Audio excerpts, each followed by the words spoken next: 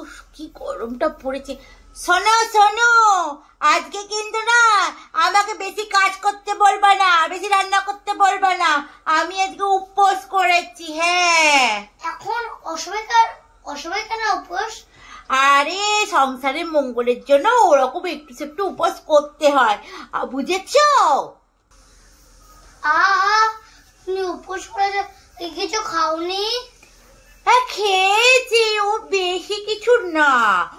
ওই যে সকালবেলায় একটুখানি খেয়েছিলাম সাবু মাখা টিফিনে, তারপর দুপুরবেলায় খেলাম একটুখানি ওই তোমার কাউন্টারে করে খিচুড়ি, আর হচ্ছে যে ওই বিকালবেলায় ঘুম থেকে উঠে ওই 3-4 নাগাদ ঘুম থেকে উঠে একটুখানি ফলমূল খেলাম।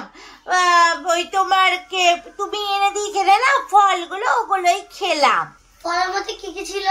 আরে ফলের মধ্যে বেশি কিছু না, ওই তোমার গোটা 4 আপেল ছিল, আর গোটা 3 শসা ছিল, আর তোমার একখানা বড় দেখে আনারস ছিল, ওটাকে কেটে হাফ করে নিয়েছিলাম, আর তোমার ওই 6টা কলা ছিল।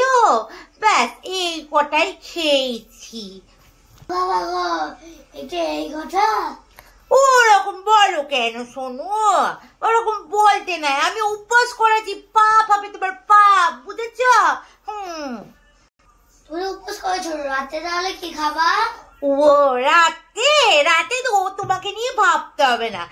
এই 15 খান লুচি খাবো, আর গোটা 6 মিষ্টি, আর কুমড়োর তরকারি করবো ছোলা দিয়ে, বুঝেছো? আর কি বাকি আছে তোমার খাবার? অমনি চোখ লাগিয়ে দিল আমার খাওয়া।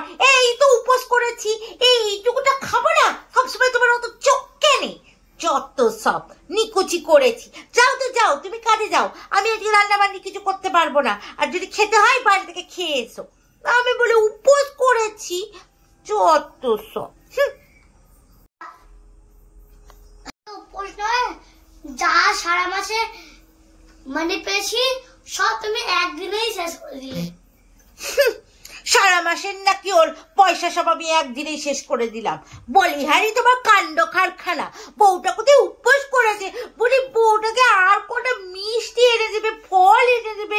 আমি একদিনে উপোসে কত রোগা হয়ে গেলাম, আর ও চোখ লাগাচ্ছে। যাও তো যাও তো।